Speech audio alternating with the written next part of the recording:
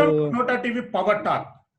Kindly share, subscribe, promote Nota TV for protecting democratic values. Today, Honorable Prime Minister of India Narendra Modi addressed the nation and lockdown extended till 3rd May. There is no change in the lockdown and social distancing norms, and basing on the local state governments require and request, he will try to relax few essential commodities throughout the nation. As it is, he was issued a Saptapadi for protection from the COVID. Different guidelines he formulated, and today in our Power Talk, we having two powerful guests. One is Mr. Anil Sood, is a President Chetana, a non-governmental voluntary organization, and is the visiting faculty for the several institutions in India. He is a well-known activist. Welcome to Anil Sood for the Nota TV Power Talk. Thank you. We are having another powerful guest, Mr. David Sudhakar, is a activist as well as since last 3-4 months specifically is working on COVID-19 related precautionary and preventive works along with the Government of India and other noted voluntary organizations. Welcome, Mr. David Sudhakar, for the Nota TV Power Talk. Thank you. Anil sir, we'll start from you. Sir, you gone through with the total Narendra Modi ji's speech today, and you need not to explain again whatever the points. Basically, he unconditionally and without changing any aspects, he extended the lockdown till May 3rd. Basing on views, what is your comments, Mr. Anil Sood? Without extending lockdown, containment could not have been possible. Now, very often we start comparing ourselves with the US, or we start comparing ourselves with Spain or Italy or Britain or China, which is wholly misplaced. For the simple reason, information from China cannot be relied upon.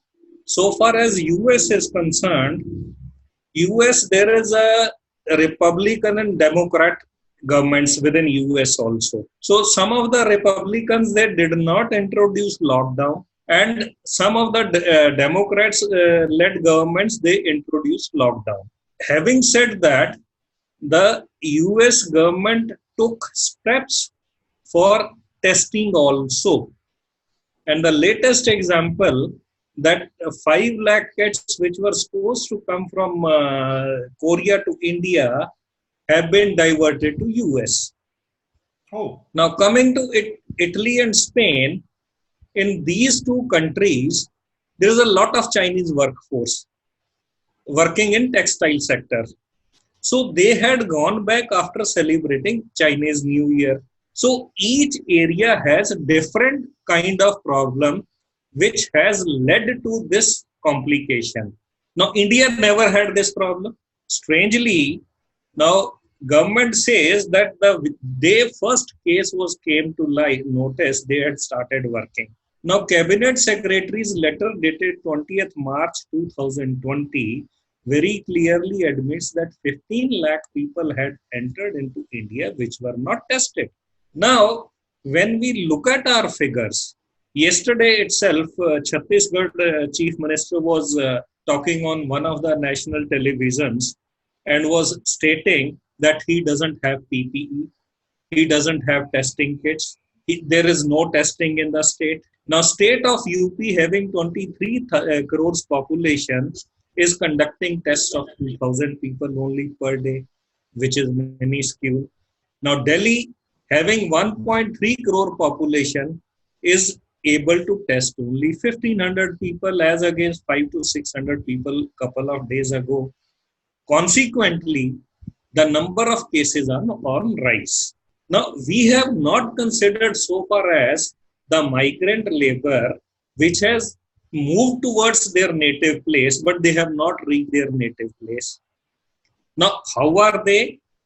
Under what condition they are? Are they being tested? Nobody is disclosing. Now, Bombay, if you take Dharvi, if it has reached Dharvi slum, the situation is explosive.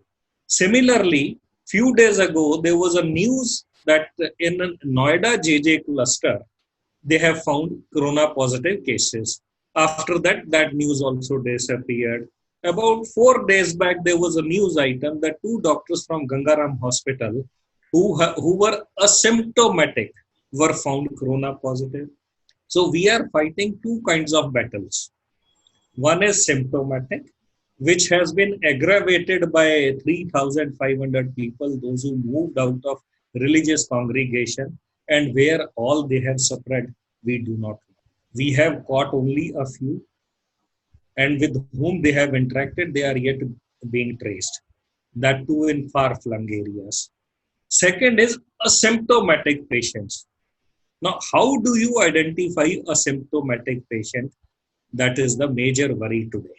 Now, if you look at Delhi, it started with 20 hotspots. It has gone to 47 hotspots. UP is virtually a hotspot entirely. Maharashtra is a hotspot. When you look at Jaipur, again, it's a cause of concern. So when we are looking at metros, which are in serious situation, how do we deal with similar situation in small towns? Yes, we'll come to again Mr. Anil Sood. Mr. David Sudhakar, what is your response on PM's address today? First thing I would like to point out is that the 7 points are not very new. There is nothing new in this. There were 7 points. But one thing which is not palatable to me and to many of activists in India is that the World Health Organization stopped using social distancing on 20th March.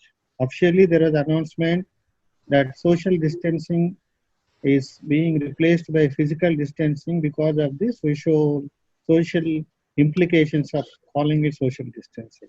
The Prime Minister, after say 20th March, 1 month back, the World Health Organization decided not to use social distancing. And still the Prime Minister of India is using social distancing means forget all the data, what we have, what we don't have, what is the number of patients, all these things. The basic one sentence, which is strongly recommended by World Health Organizations, if the Prime Minister of India is not recognizing that, and he is not advised by his so-called officials or whoever it is who is advising Prime Minister what to address in a press conference on, ironically, on 14th April, Ambedkar's birthday celebration, who advocated for social justice. So using again at the Prime Minister's level tells lot more than what we can see, what we can hear. See, I'm not worried about the statistics because they keep changing. And I have been working on the disaster management for last 6 months in Andhra Pradesh and Telangana. We know that the data which we have on disaster management is hardly 13%. Same thing with health, same thing with any like road accidents or epidemics. So we don't have data. It is not the present Prime Minister's fault because that is our system. So, but the basic concept, the basic value system of the difference between social distancing, whether we can use it in particular in Indian context, would have been advised to the Prime Minister long back. So this is the, I think this is the third press conference of Prime Minister. COVID-19, it's a fourth of addressing to the nation. Yeah, so Prime Minister is still using social distancing. So what is the message he is giving to the nation? Is it that he is not aware of it? Is it the government, the entire government system is not aware of it? What is the Minister of Home Affairs doing? What is the External Affairs Ministry doing? What is the WHO officials doing in India? Why officials of WHO in India advise the Prime Minister not to use social distancing? That's my simple question. On the Ambedkar's birthday celebration, I'm not worried about the infrastructure which we have today. We will not. We are. Mr. Sudhakar, I'll counter your point. Why? Because now we are in a medical emergency situation. we cannot follow the any basic principles or basic formalities or protocols, whatever it may be, whoever it may be.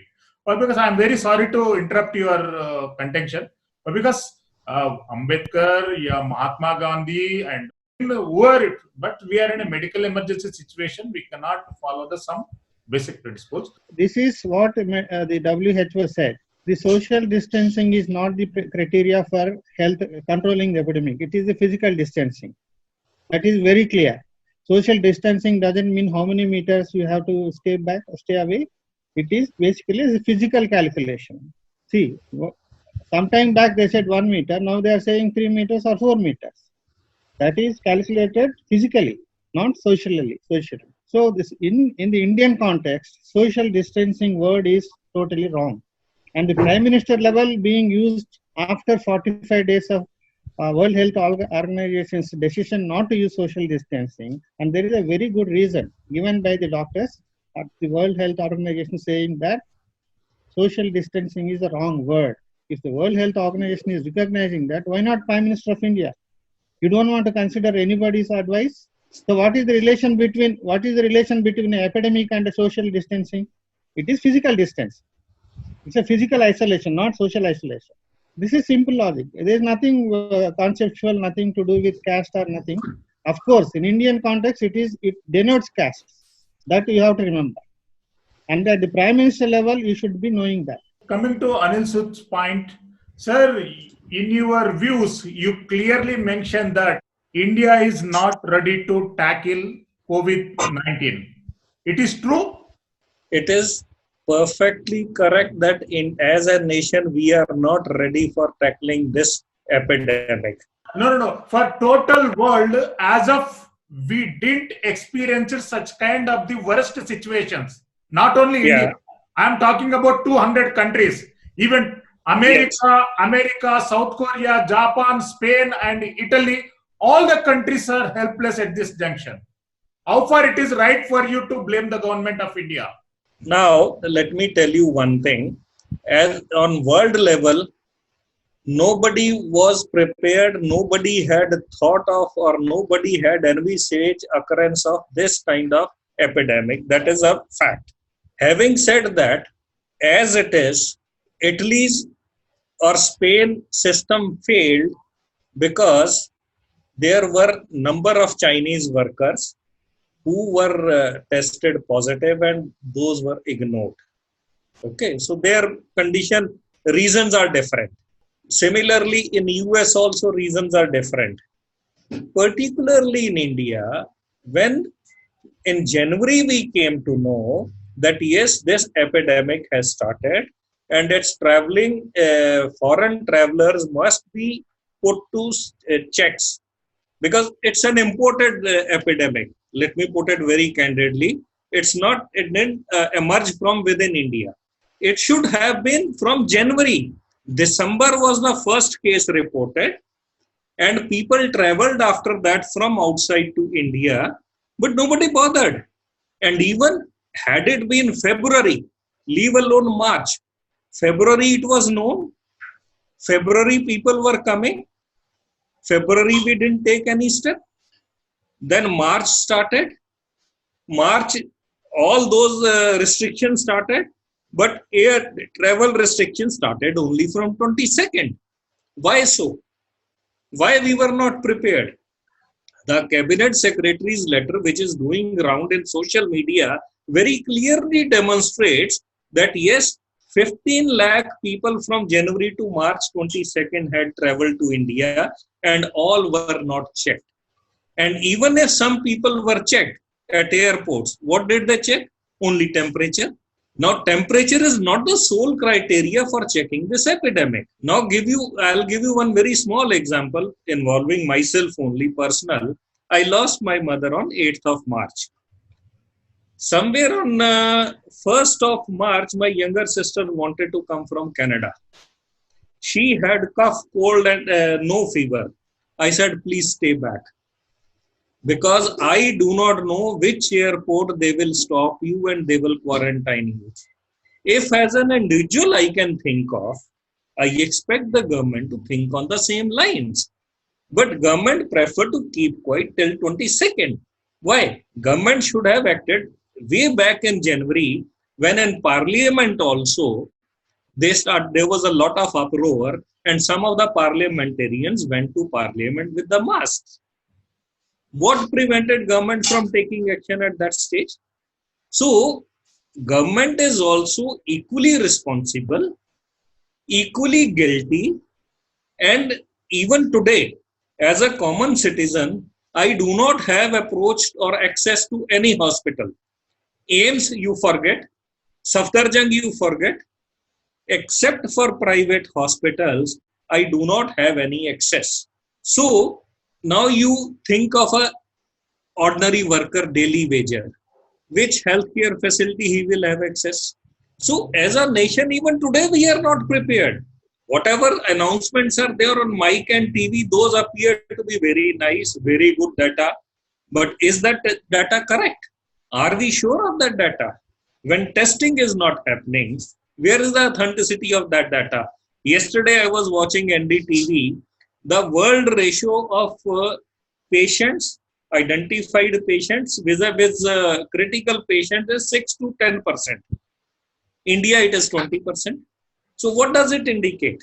Yeah, Mr. David Sudhakar, kindly you have to respond on the questions raised by the Anil Sud. Why? Because since last 3-4 months you are working with Government of India as well as the several state governments on specifically coronavirus prevention assignments. Yeah, I fully agree with Anil Sud because we all know that what happened with the Delhi Jamaat Islam case, the people were traced back to their states, districts, and villages, and they have been taken into quarantine. But I have to share what happened in Andhra, Telangana state. I'm totally perplexed the way the government of India handled this issue. I don't think there is any Tahsildar or any block development officer has to go to villages, find out from the Sarpanch whether anybody has returned from foreign country in the last 20 days. Is it necessary?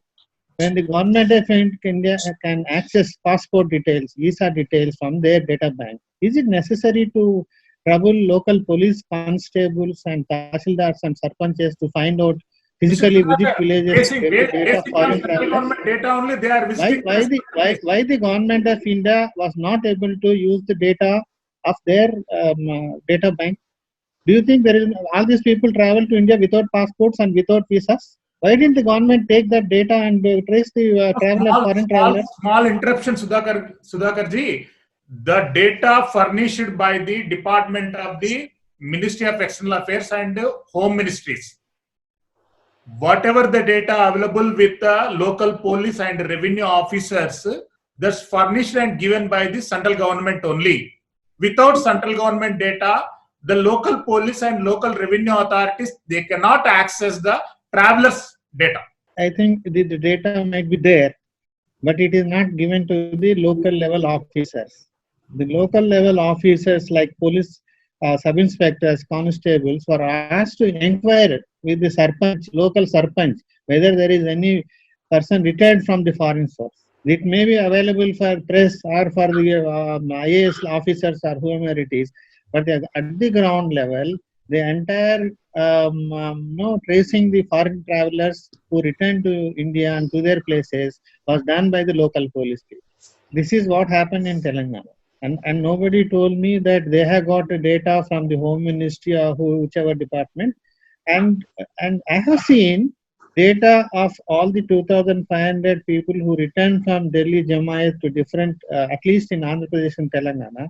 But I have not seen data of what you are talking about. How many travelers in each state they have received? Why it is not in the public domain? Mr. Anil Sud, today Prime Minister of India himself admitted that there are 600 hospitals for specially treatment and especially they will allow COVID related cases. And 1 lakh, more than 1 lakh beds are ready for the COVID patient. These are not sufficient for tackle the present situation. First of all, we do not have list of those 600 hospitals. Number one. Number two, we do not have list where all these 1 lakh beds are. It's very nice and very proper to announce on TV and mic.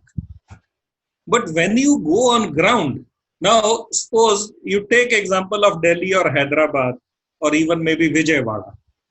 As a COVID patient, I have to go. How do I search out hospital? How do I reach out to the hospital? How do I know which is the hospital closer to my place? Is this data available in public domain? The government of India introduced one public app, Arogya Setu. It doesn't have that data. It's there on my telephone. Arogya Setu is there on my telephone. I'll just show you. Nothing beyond that. Now I have registered myself. Now how do I get that information? Which hospital to go? Where, how many beds are available? So saying on TV is one thing. I always say it's very comfortable to make announcement, but it is very difficult to implement those announcements on ground. It's very scary today. The way numbers are growing exponentially, we are heading for disaster. Even if they think that after 20th we may relax to certain industries, we will be inviting nature's fury which cannot be contained. Mr. Sudhakar, I think you are the right person to give the exact scenario of the government of India as well as international organization, how they are tackling the issue within India. You have to understand what is the government's health policy existing as on today. I think you might be knowing the National Health Policy 2016, and before that, we all participated in the drafting of the policy. Mr. Sudhakar, forget about policy. We are in an emergency. No. What kind of No. You have to. No. You are wrong. Without a policy, government cannot function. That's the problem in India. So when the government is not sparing or allocating budget 1% of the GDP, whereas the other countries are spending almost 8 to 11% of GDP, how can you come up suddenly because coronavirus is there? How can you say that we have 1 lakh beds and 600 hospitals? See, for last 25 years, the government of India, forget about which party is in power, they are not following the international standards of how much money should be spent on health infrastructure. If it is not doing, suddenly because you have coronavirus and by just announcing by Prime Minister that we have so many things, see, it is a simple logic that if you have not done so far till today, now suddenly you are saying that we have so many beds because of corona. It is only to eyewash. Who will believe this? See, there is no foundation for in India to meet this kind of epidemic. My opinion is a soothe stop. I think, I don't know how, whether you observed it. I think I see in the Prime Minister's face, in his expressions, that it tells so many things. He may be saying so many things that we are ready, we are going to fight. We know where we are by looking at his face. That reflects the exact situation in the field. We are not ready and are going to face the consequences. Like any other, it's not, India is not whatever unique. US is facing, we know why US is facing, you know why Italy is facing these things. So it's the same thing, we are not fallen from the heaven. That's very clear. Only thing is, how do we come up as civil society? How do you come up as citizens? That is the basic thing. I don't think the government is going to be the savior of the day. I'm not sure. I can even say that it's written that government has already lifted its hands. It's showing empty hands.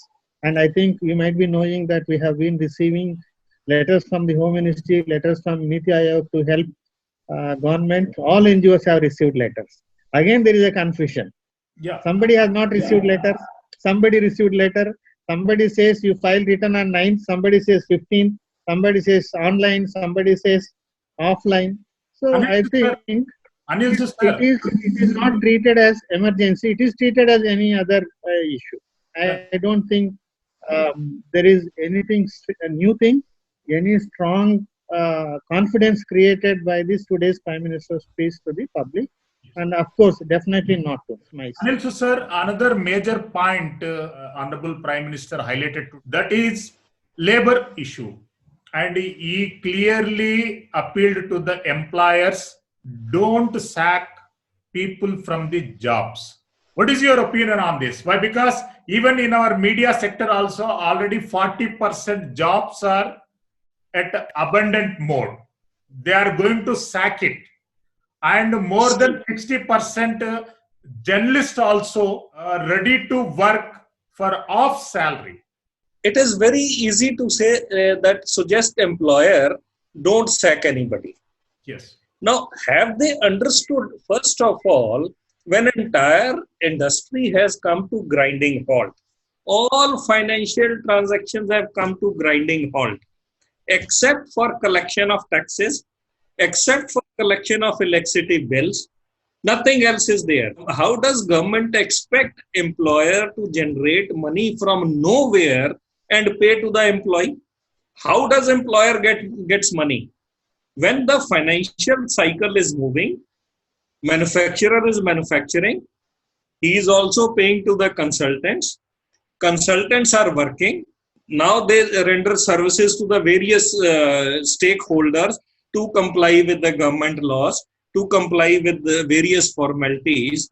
When everything has come to grinding halt, where is his income? From where he will generate income to pay?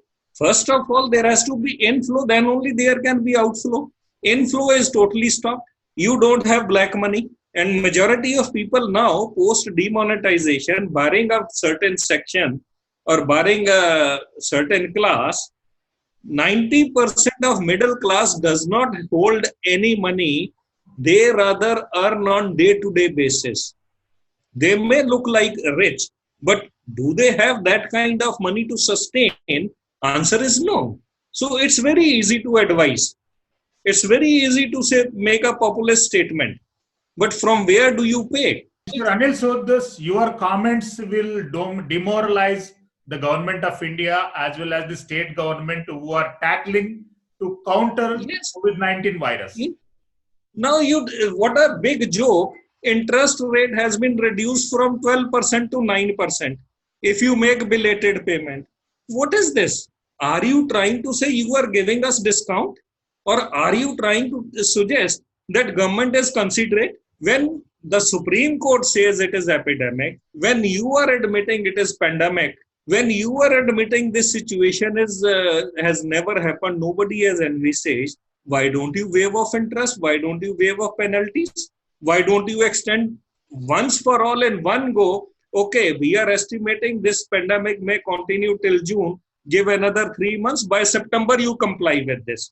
Why you have to announce on the last working day and keep people on tenterhooks? Strangely, central government offices have started working. Now, joint secretary and above are attending. Now, joint secretary and above, are they working only in North Block or all over the country? Because each commissionerate is headed by a secretary level person. Now, if secretary has to come, joint secretary has to come, his driver also will come, his PN will also come, then the 30% staff also will come. When nothing is moving, what they will do? The only thing they will do, that minister has fixed target of collection. Come on, now let's start collection drive. Because this is the time they have nothing to do. There is no business going on. Then what they will do in office? Yes, for North Block, it is essential that they have to monitor execution of the policy. District magistrate has to implement the policies. Yes, he is required. Maybe today technology can be used. Physically, they need not to be present in office. But again, moot question arises with the net connectivity, with the quality of our digital technology. Are we really geared up? When in many areas of Bihar, East Uttar Pradesh, or even in Punjab, there is no electricity for quite a few number of hours. How internet will work? Maybe whatever you say, we are in a medical emergency. We never We prepared are such in kind of state of no, emergency. no, we never prepared such kind of the pandemics will attack on humankind. As a nation, we are never prepared. Yes. As a nation, we have myopic view. We have very myopic view. Our bureaucracy doesn't understand. They don't see beyond their nose. Our parliamentarians, they are busy pampering their own lot. Today, nature, after see 2000, in 2000, nature warned us. We go back to 1905, Kangda earthquake. Nature warned us. 1918, Spanish flu warned us. Then after that, 1947, again cholera warned us. Then again we come back to as late as 1991, Uttarakhand warned us. In 2000, Gujarat warned us. In 2015, nature again warned us in Uttarkashi. Now again nature is warning us. But as policy makers, policies are made on paper, those are never implemented, and we are never ready to comply with the policies. That is the most unfortunate part. Mr. Sudhakar, in the PM's address today, another major point is taking care of the elder people and maintaining the social distancing as well as wearing the mask and some any available protection measures like kerchiefs or towel or whatever it may be. Then what is your views on protecting the our elderly people and extra care? What kind of precaution we should take? Actually, there is nothing new in these three statements. They're all there for last 2 months.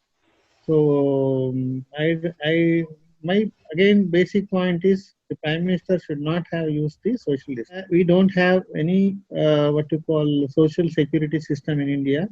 It's a very bad. So by simply saying that take care of the old people, it is like Sanskrit mantra which we don't know any meaning of it. The common people doesn't know any meaning of it. The another thing which I want to focus, simply saying that no employee should remove any staff. Does the Finance Ministry or the Ministry of Personal Affairs has any formula of how to implement this? For example, is it same a simple one sentence mantra for Tata's, Birlas, Adanis, and a small contractor who engages 2 people or 1 person? Is it possible for a small employer engaging 2 laborers every day in a petty shop, in a grocery shop, asking Prime Minister, so you should not remove him when there is no sales in his shop? He should have said, he should have had what you call benchmarks. Okay, Tata should do this, Birla should do this, Ambani should do this. Then, so you should have given the levels of implementing this mantra. Yeah. I'm also surprised. There is no detailed roadmap from the Finance Minister side on how we are going to tackle the economy. Maybe the Prime Minister has all the mantras for everything. We don't know. But today's the 7 principles, nothing new and nothing detailed. They remain as any you have this Sanskrit mantras in any rituals like marriage or things like that. And I don't know any meaning because I don't know Sanskrit. Yeah. So this is how it is going. Mr. Anil Sood, finally, what is your suggestions to Government of India? See, government must come out with a concrete plan. We are, apart from health emergency, we are in financial emergency also. Now, very surprising, you said about reporters, I said about industry. There was a news that even lawyers are also now struggling because of no money. Fair enough. Everybody is struggling. Now, donations are invited for PM Care Fund. Now, my suggestion to the government is there is huge amount of education cess and secondary higher education cess collected by the central government, which is lying unspent. Again, there is a huge amount of petrol and diesel cess collected by the central government for the purpose of national highways, which is again unspent. Then again, there is a huge amount of unclaimed provident funds for which there are no claimants. Now, why can't you use that money and pump in to at least feed the people, those who need? Today, we don't have any social security. We might be the taxpayer since donkey's years, but today, if I need state help, I don't have. And even this health insurance, whatever I take, that may be piddly amount comparison to the cost. So government along with the finance ministry must come out, calculate how much amount is lying with them, which has been collected and not spent. That should be diverted now to deal with financial and medical emergency. There should be clear guideline. Okay, this pandemic is likely to continue till June. So defer the compliances by this date. Simply giving 3% waiver of interest doesn't help.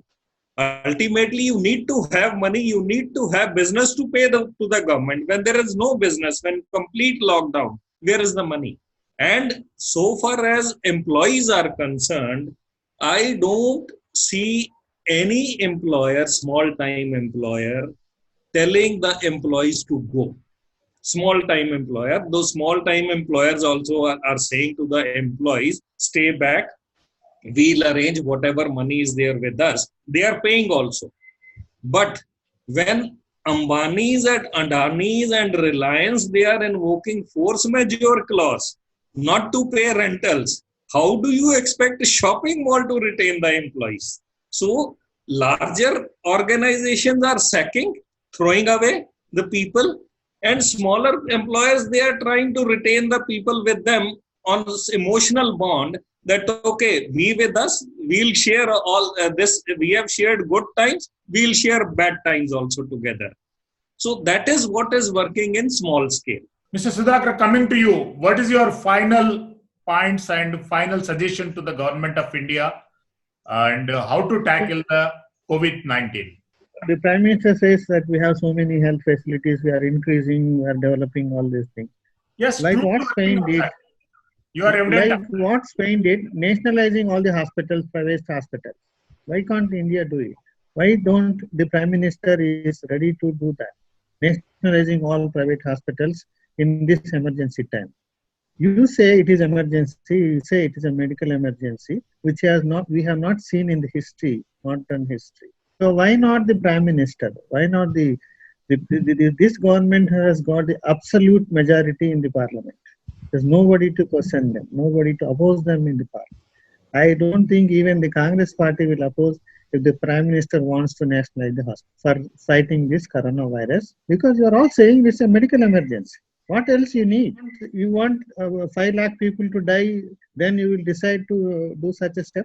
No, already state government of Andhra Pradesh state government issued the MESCA against the whatever the medical establishment there, they will surrender before the government for any emergency needs. It's only emergency needs, only surrendering. I am talking about the nationalizing hospitals, private hospitals, which in the normal times.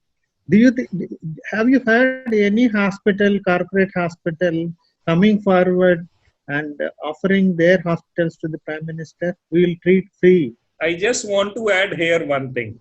Please. See, private hospitals are nothing but medical malls. These are all medical malls. Hospitals must be taken over. Hospitals, unless taken over, will not render. Now, Supreme Court, Honorable Supreme Court yesterday has turned around its own order that those who can afford to pay 4,500, they should pay for the test. Now, the moot question arises, who will decide the paying capacity? Giving direction is one part, implementation is who will implement. The hospital say go back to Supreme Court and get it done. So the best thing is, I think Sudhakar is right to that extent that hospitals must be taken over and isolation wards must be prepared and their treatment must be given. Sudhakar, I expected that Prime Minister's 7 points should have been saying that the government is requesting the hospitals to provide free service. Forget nationalization. I don't think it's very big issue and a political issue. The Prime Minister instead he said take care of the world, take care of, don't remove employees. He should have given a call to all the big, you said malls, hospital. Say you are requested to provide free service, and government will take care of you at the later stage. You should have made that could have been one of the major 7 points. That vision is not there, unfortunately. Nobody is prepared to touch these subjects with 7 feet pole. These are essential services. You certify the hospitals, you control the hospitals during medical emergency. What prevents you from not taking over the hospitals? Anyhow, thanks you both, very busy persons with our Nota TV. The Prime Minister Modi addressed the nation and he suggested the total nation for keep safe and follow the lockdown rules and regulations, each and everyone. And then only we can counter the COVID-19, which is spreading over all the world. And thanks, Mr. Sudhakar. Thanks, Mr. Anil Sood, for joining with Nota TV. Thank you. And we are very thanks for your valuable suggestions and valuable points. It will reach each and every person. Signing off, Mr. Silveri Srisailam. Thanks to. Thank you.